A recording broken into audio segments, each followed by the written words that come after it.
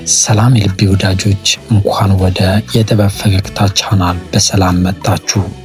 በዚህ ቤት የህይወትን እንቆቅልሽ እየፈታን ከእንባ ጀርባ ያለውን ሳቅ፣ ከጨለማ ጀርባ ያለውን ብርሃን እንፈልጋለን። ለዚህ መንደር አዲስ ከሆናችሁ ሰብስክራይብ በማድረግ የጥበብ ቤተሰብ የሆኑ ይህ መልእክት ለተሰበረ ልብ ፈውስ፣ ለዛለ ጉልበት ብርታት እንዲሆን ላይክና ሼር በማድረግ አብራችሁን ቁሙ። ወደ ዛሬው የጥበብ ግብዣ እንለፍ።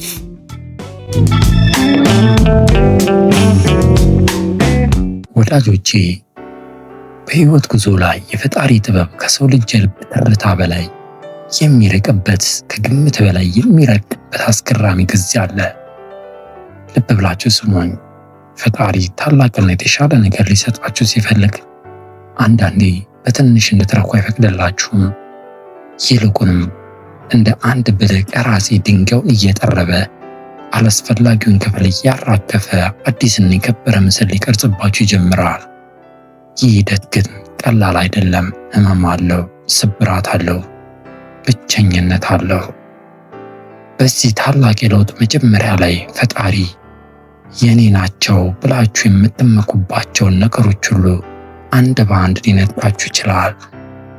በጉልበታችሁ ስትተማመኑ ሰው ስለሮጠ አይቀርምም ብሎ ፍጥነታችሁን ይቀንሳል። በሀብታችሁ ስትመኩ ለካስ አለን የምትሉት ሁሉ የኔ ነው ብሎ እጃችሁን ባዶ ያደርጋል። የምታውቁት መንገድ ሁሉ ይዘጋባችኋል። የምትተማመኑበት የልምድ ካርታ ከጥቅም ውጭ ይሆናል። ወዳጅ ዘመድ ይርቃችኋል። ትላንት ከጎናችሁ ነን ሲሏችሁ የነበሩ ሰዎች ዛሬ እንደማያውቋችሁ ጥለዋችሁ ይሄዳሉ። የኔ ነው የኔ ናት ያላችሁት ፍቅር ፊቱን ያዞርባችኋል። ሁሉም ነገር ግራ ይገባችኋል። ጸሎታችሁ እንደ ጢስ ተበትኖ እንባችሁ እንደ ጎርፍ ፈሶ መሬት የቀረ ይመስላችኋል። ነገር ግን ወዳጆቼ፣ እርሱ አይረሳችሁም። አይኖቹን ከፈጠረው ፍጥረት ላይ ለአፍታም አያነሳም። በዚያ በብቸኝነታችሁና በውድቀታችሁ ውስጥ እሱ በዝምታ እየሰራችሁ ነው። ጉልበታችሁ እስኪደክም፣ አቅማታችሁ እስክትንበረከኩ፣ ካንተ በቀር ማንም የለንም ብላችሁ እጃችሁን እስክትሰጡ ድረስ ይጠብቃችኋል። ያኔ ልክ እንደ ንስር በስተርጅናው ጊዜ ላባውን በድንጋይ ላይ እየመታ ነቅሎ ለአዲስ ወጣትነትና ለአዲስ በረራ እንደሚዘጋጅ ሁሉ እናንተም ከአሮጌው ማንነታችሁ በህመም ውስጥ ትላቀቃላችሁ። በዚህ ሂደት ውስጥ ለምን እኛ ብላችሁ ትጠይቁ ይሆናል። ለምን እንደሌላው ሰው ህይወታችን አልጋ በአልጋ አልሆነም ብላችሁ ታማርሩ ይሆናል። ወዳጆቼ፣ መልሱ በልዩነት ውስጥ በተደበቀው ውበት ላይ ነው። ሁላችንም አንድ አይነት መንገድ ብንጓዝ፣ ሁላችንም አንድ አይነት መክሊት ቢኖረን ኖሮ የዓለም ጣዕሟ ይጠፋ ነበር። ህይወት ጉራማይሌ ናት። አንዱ ለአንዱ ተመጋጋቢ፣ አንዱ ለአንዱ አሟይ እንዲሆን ተፈጥራለች። እስቲ ተመልከቱ። ምናልባት ከአንተ አንዱ የዜማ ደራሲ ከሆነ ሌላኛው ድምፃዊ መሆን አለበት። ምናልባት አንዱ ሰባኪ ከሆነ ሌላኛው በጸሎት ጉልበት የሚደግፍ ምዕመን መሆን አለበት። ምናልባት አንዱ ህንፃ የሚገነባ መሐንዲስ ከሆነ ሌላኛው ህንፃውን በውብ ቀለም የሚያስጌጥ ሳሊ መሆን አለበት። ምናልባት አንዱ ምርት የሚያመርት ገበሬ ከሆነ ሌላኛው ምርቱን ለገበያ የሚያደርስ ነጋዴ መሆን አለበት። አንዱ ሲከፋ ሌላው ያጽናናዋል፣ አንዱ ሲወድቅ ሌላው ያነሳዋል። ዓለም በዚህ ሚዛን ላይ ነው የቆመችው። ለዚህ ነው ፈጣሪ ለእያንዳንዳችሁ የተለያየ ህመምና የተለያየ መክሊት የሰጣችሁ። ከሁሉም በላይ ደግሞ በዚያ በብቸኝነት እሳት ውስጥ አልፋችሁ ማንነታችሁ ሲጣራ፣ ልባችሁ ሲዘጋጅ፣ ያኔ ፈጣሪ ለእናንተ የሚሆን ትክክለኛ ሰው ይሰጣችኋል። ዝም ብሎ ሰው አይደለም፣ የሚስማማችሁን የማይጎረብጣችሁን አጋር ያዘጋጅላችኋል።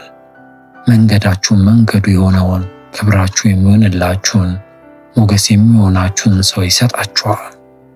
ልክ ለመጀመሪያው ሰው አዳም ከጎኑ አጥንት ወስዶ ሔዋንን እንደሰጠው ለአብርሃም ሳራን፣ ለይስሐቅ ርብቃን እንዳዘጋጀላቸው ሁሉ ለእናንተም ከአጥንታችሁ የተሰራ የሚመስል የነፍሳችሁ ከፋይ የሆነ ያዘጋጅላችኋል። ያኔ አይኖቻችሁ ከአጋራችሁ ላይ አይነቀልም። እንደ አይነ ብሌን ተጠብቁታላችሁ፣ ታከብሩታላችሁ። ምክንያቱም በዋጋ የተገኘ ስጦታ መሆኑን ታውቃላችሁ። በብዙ የብቸኝነት ሌሊቶች በተዘጉ በሮች ስቃይ ውስጥ አልፋችሁ ያገኛችሁት ውድ ስጦታችሁ ነው። ይህ አጋር የእግዚአብሔር መልስ የጽናታችሁ ዋጋ ነው። አንድ ታሪክ ልንገራችሁ። አንዲት ውብ አበባ ባልተመቸና ድንጋያማ ቦታ ላይ በቅላ ነበር። ውበቷ ቢኖርም ሙሉ በሙሉ ማበብና ማፍራት አልቻለችም። አንድ ቀን አትክልተኛው መጥቶ ከነስሯ በጥንቃቄ ነቀላት። በዚያ ቅጽበት አበባዋ የተጎዳች ሕይወቷ ያለቀ መሰላት። አትክልተኛው ግን ወስዶ ለመሬት ወዳለበት ፀሐይና ውሃ ወደማይታጣበት ምቹ ቦታ ላይ ተከላት።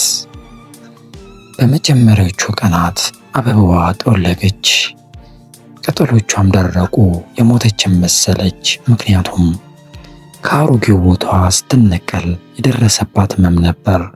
ነገር ግን ትክክለኛ ቦታዋ ላይ ስለነበረች ቀስ በቀስ ሕይወት መዝራት ጀመረች። አዲስ ስሮች ሰዳ፣ አዲስ ቅጠሎችን አውጥታ ከምንጊዜውም በላይ በደማቅ ቀለም አበበች። ጣፋጭ ፍሬም አፈራች። ለብዙ አዕዋፋትና ቢራቢሮዎችም መጠለያ ሆነች።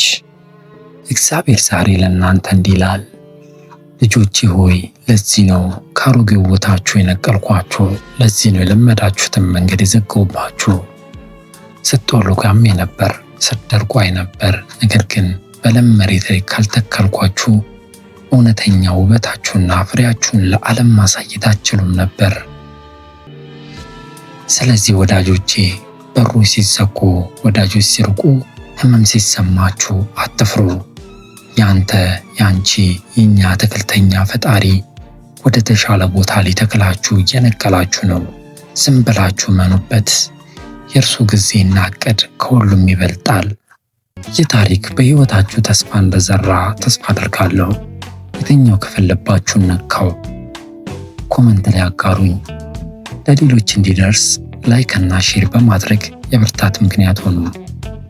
በቀጣይ እስክንገናኝ የፈጣሪ ዕቅድ በሕይወታችን ይፈጸም። ይህ የጥበብ ፈገግታ ቻናል ነው። ሰላም።